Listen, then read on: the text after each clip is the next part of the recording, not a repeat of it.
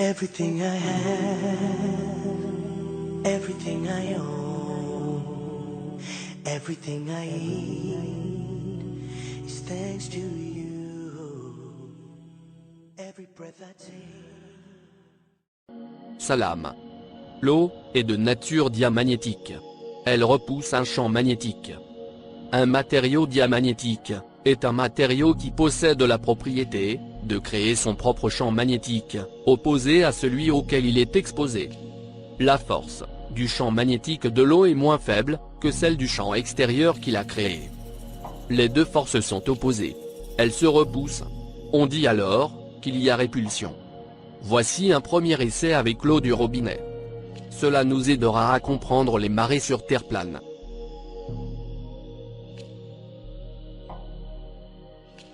Nous avons de l'eau et un aimant en néodyme. On approche un aimant assez puissant du tube contenant de l'eau, de façon à ne pas toucher ce dernier. Voilà ce qui se passe. L'aimant, assez proche du tube, crée un champ magnétique dans l'eau contenue dans le tube. Ce champ magnétique ainsi créé dans l'eau génère une force qui a tendance à repousser celle de l'aimant. Dans ce cas-là, nous avons donc deux forces opposées qui se repoussent. Évidemment, c'est celle qui a la plus grande valeur qui va l'emporter. Dans cette expérience, c'est la force de l'aimant qui va gagner le combat et repousser le tube contenant l'eau diamagnétisée. On peut donc appeler cette expérience démonstration des propriétés diamagnétiques de l'eau. Maintenant, nous avons un bol contenant un peu d'eau. Regardez ce qui arrive lorsqu'on place un aimant en néodyme en dessous. Le reflet se distord sous la force de poussée de l'aimant. On peut en définir que la propriété diamagnétique de l'eau crée une force qui s'oppose à celle créée par le champ magnétique de l'aimant. Voici un tas d'aimants en néodyme. Cet essai nous montre comment le champ magnétique agit sur le niveau de l'eau. L'eau est colorée en bleu pour avoir un bon contraste. L'eau prend de la hauteur sous la force de poussée des aimants.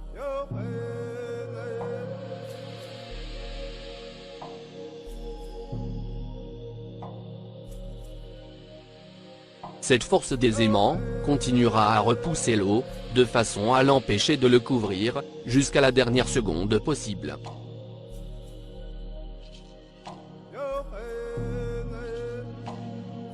Une légère dépression se crée alors dans l'eau, jusqu'à ce que l'eau recouvre totalement les aimants. C'est une expérience facilement réalisable chez vous. Cette expérience peut-elle nous aider à comprendre les marées ? Le Soleil, agissant comme la force électromagnétique positive, donne des marées basses. Et la Lune, agissant comme force électromagnétique négative, donne des marées hautes. Voici des images en accéléré des marées hautes et basses.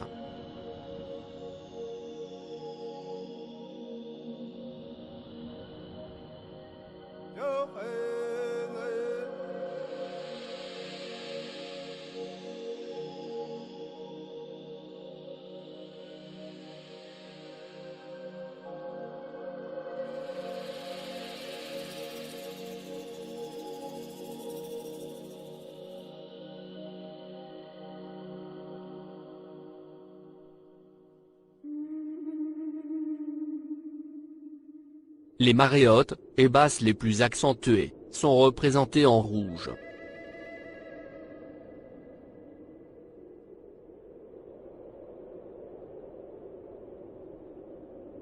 Voici le parcours du Soleil et de la Lune sur terre plane.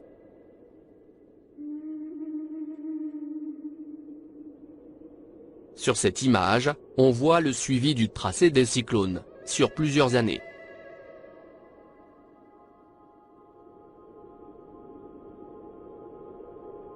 Celle-ci représente la course du Soleil et les zones où se manifestent les cyclones. Vous pouvez remarquer que le chemin du tracé des perturbations atmosphériques est le même que celui du Soleil. Sur cette image, les manifestations des marées et des cyclones se produisent sur le long de la course du Soleil et de la Lune. Ajoutons le soleil et la lune, pour accentuer l'effet visuel.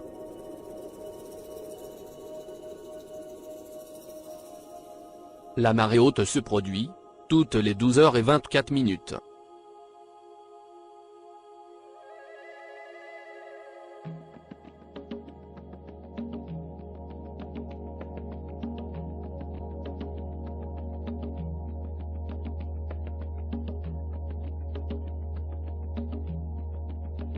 Les marées sont les plus hautes, et les plus fortes, durant les pleines et nouvelles lunes. Les grandes marées du printemps se produisent quand le soleil est le plus proche, ou le plus éloigné de la lune. Les marées les plus basses et les plus faibles arrivent le premier et le dernier quartier de la lune, à un angle de 90 degrés par rapport au soleil. Ces eaux sont appelées alors les eaux mortes.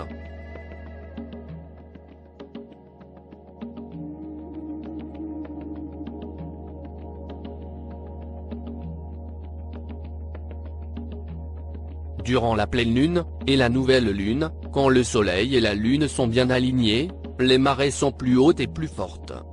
Et quand le soleil et la lune forment un angle de 90 degrés, l'un par rapport à l'autre, au premier et dernier quartier de la lune, les marées sont petites et faibles.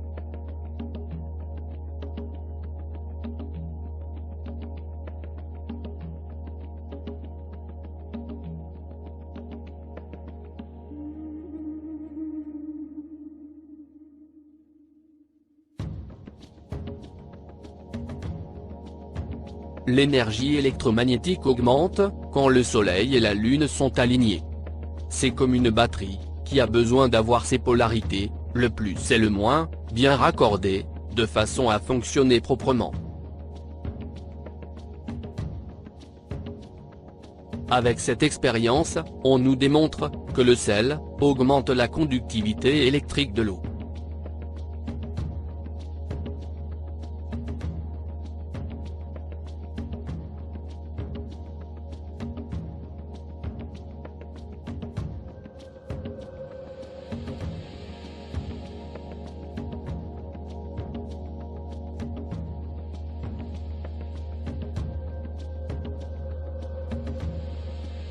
Donc, un électroaimant, placé proche de l'eau salée, génère un champ magnétique dans cette eau. Ce champ magnétique, créé dans l'eau salée, va lui-même s'opposer au champ créateur de l'électroaimant. Ce qui génère deux forces opposées, l'une à l'autre. Et au final, cette réaction de répulsion, entre les forces des deux champs magnétiques, de l'électroaimant et de l'eau salée, provoque des mouvements et turbulences dans l'eau. Ceci est la deuxième expérience, mais cette fois avec l'eau salée. L'énergie positive du soleil repousse l'eau. C'est la marée basse. Tandis que l'énergie négative de la lune attire l'eau. C'est la marée haute. Il y a un échange continu d'énergie entre le soleil et la lune, et l'énergie électromagnétique de la Terre plate, et sa vibration. Ce qui crée peut-être le flux constant des marées. Étant donné qu'ils sont en harmonie parfaite, depuis des millénaires. Merci de votre attention. Recherche sur la Terre plate. Les marées. Partie 2. Récapitulation de la partie 1. L'image de gauche présente les endroits fréquents et activités des marées. Celle du milieu, les tracés des cyclones sur plusieurs années. Celle de droite, le comportement local des marées et des cyclones. Et celle-ci, le soleil, la lune, et les marées.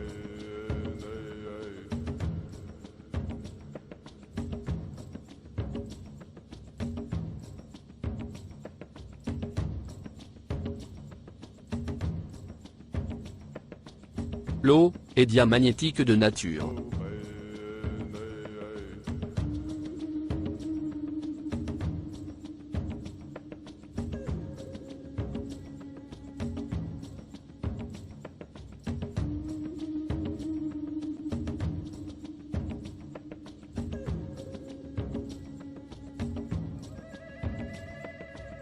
Le tube, indiqué par la flèche, est rempli d'eau.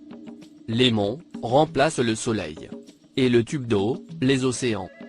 Les marées sont créées grâce à l'action du champ magnétique du Soleil sur les océans.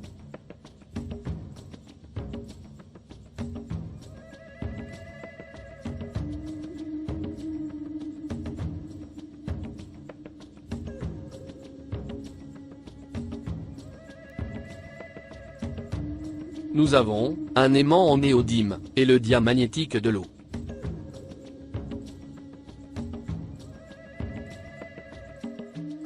Le sel renforce la capacité de l'eau à conduire l'électricité. L'eau, placée proche d'un électroaimant, devient le siège d'un champ magnétique en mouvement. Grâce aux propriétés du sel, à augmenter la conductivité électrique de l'eau.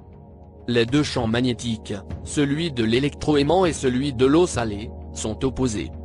Cette action-réaction génère deux forces opposées, qui ont tendance à se repousser. Nous avons ici un aimant en néodyme, une pile, et de l'eau. Ceci est un bol, couvert en aluminium. Ce bol est connecté à une polarité de la pile.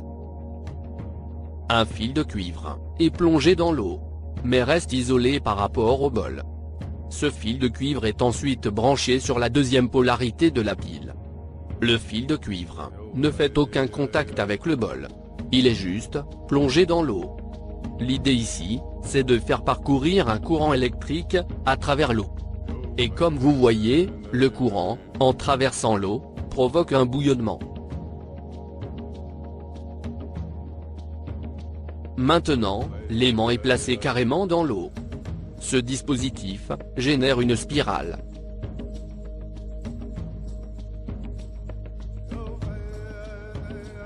Maintenant, inversons l'aimant.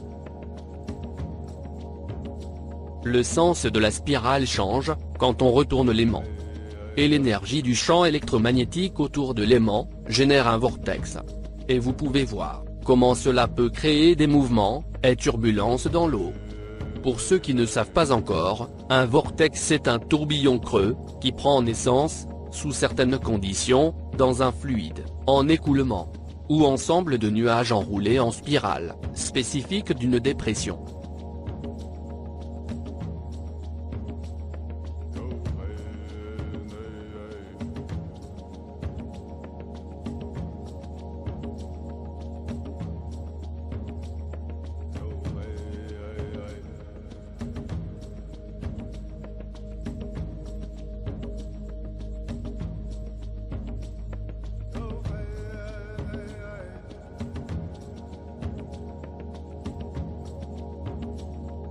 L'énergie électromagnétique est plus forte, lorsque le Soleil et la Lune sont alignés. Tout comme la pile a besoin d'un plus et d'un moins, pour fonctionner correctement. L'alignement des disques, plus la pleine, et la nouvelle Lune, donne des marées plus hautes, et plus fortes. Le Soleil et la Lune, formant un angle de 90 degrés au premier et dernier quartier de la Lune, donnent des marées basses, et faibles. Qu'on peut appeler, les eaux mortes. Une année sur une horloge astronomique, qui affiche le mouvement du Soleil et de la Lune, depuis le tropique du Cancer, jusqu'au tropique du Capricorne. Et retourne dans le sens inverse.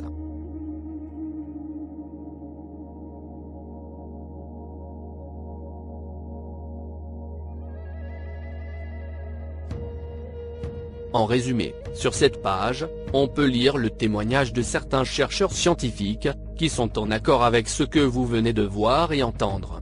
Ces témoignages parlent aussi de la complexité du phénomène des marées, et des perturbations climatiques, dont l'intensité varie, selon le lieu et la position du Soleil et de la Lune. Les effets de l'alignement du Soleil et de la Lune ont un impact sur les êtres humains, les animaux, et les plantes. Pour lire ça en détail, rendez-vous sur le site ipornemove.blogspot.com.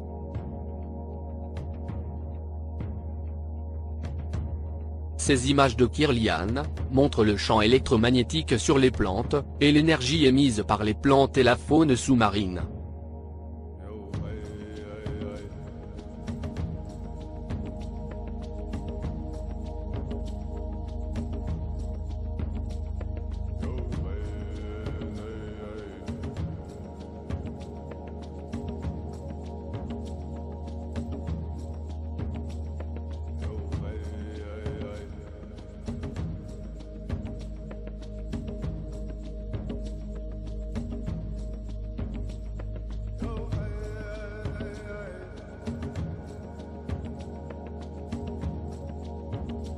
Tous les êtres vivants possèdent un champ magnétique propre à chacun.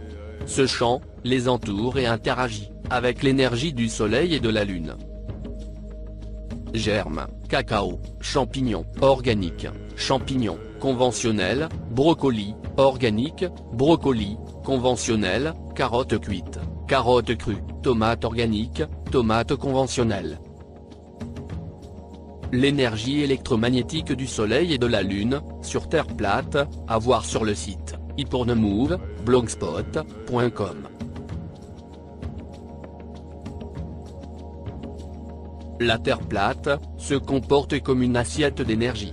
Comme la machine à énergie pourpre, créée par Nikola Tesla. Ou une bobine électrique, comme source d'énergie magnétique. L'énergie électromagnétique de la Terre plate résonne avec l'énergie qui affecte chaque être vivant, ainsi que le Soleil, la Lune, les étoiles, etc.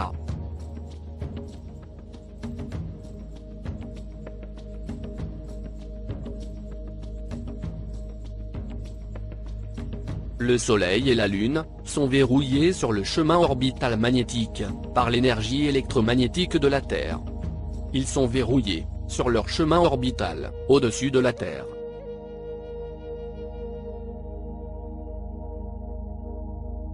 Si on place des aimants permanents sur le chemin des disques, le champ magnétique sera distordu à leur niveau. Et le chemin orbital accusera une courbe, comme vous pouvez le voir sur cet exemple.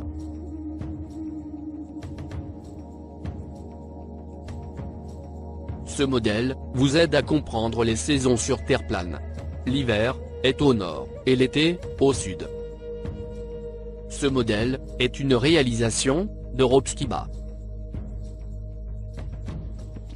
Maintenant, le printemps est au nord, et l'automne, au sud. L'été, au nord. L'hiver, au sud. Les disques passent du tropique du Cancer au tropique du Capricorne. L'automne, au nord, le printemps, au sud.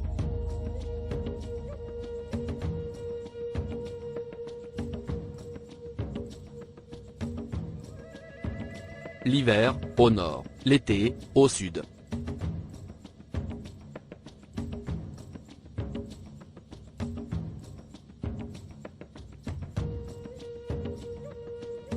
L'énergie électromagnétique de la Terre plane, plus l'énergie émise par le Soleil et la Lune, est au maximum lorsque les deux disques sont alignés. Et bien entendu, l'énergie ou la fréquence des ondes voyage plus librement que lorsqu'ils forment un angle de 90 degrés, causant ainsi les marées les plus hautes et les plus fortes durant les pleines et nouvelles lunes.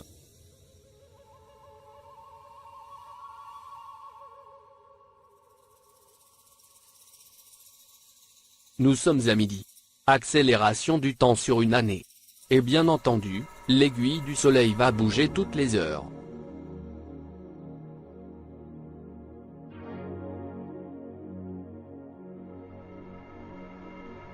N'oublions pas que le sel augmente la conductivité électrique de l'eau.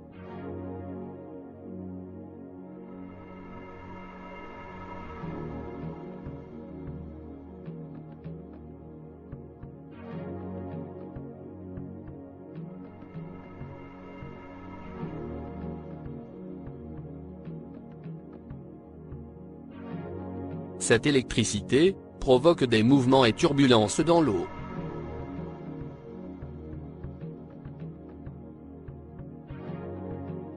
Il y a échange d'énergie, en parfaite harmonie, entre l'énergie électromagnétique, la vibration de la Terre plate, et l'énergie positive du Soleil et celle négative de la Lune. Et cette somme d'énergie affecte chaque organisme vivant. On peut accomplir beaucoup de choses avec cette énergie naturelle, gratuite, intarissable, qui nous est offerte. C'est la technologie inscrite dans la création elle-même. Tout a été créé à la perfection. Et les marées sont juste un aspect du grand schéma. On observe leur mouvement, dans un flux et reflux, au rythme parfait, qui dure depuis des millénaires. Et qui reste en relation harmonieuse avec l'alignement du Soleil et de la Lune. Merci de votre attention. Comparaison des mouvements du Soleil. En janvier et en juin. Ce modèle est une réalisation de Rob Skiba. Le soleil tourne au sud de l'équateur en janvier. Et au nord, en juin. Mais attention. Cela ne représente pas la course exacte des deux astres. Merci encore de votre attention. Salam.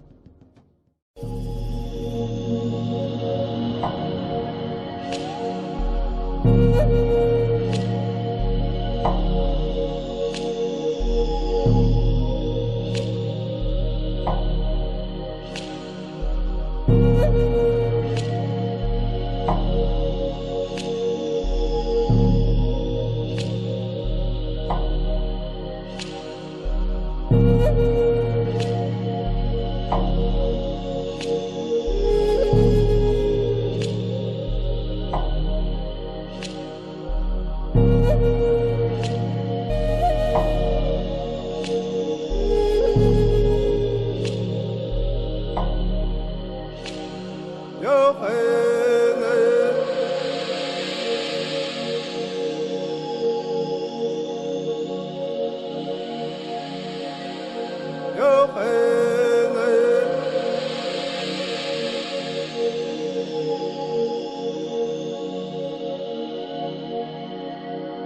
hey.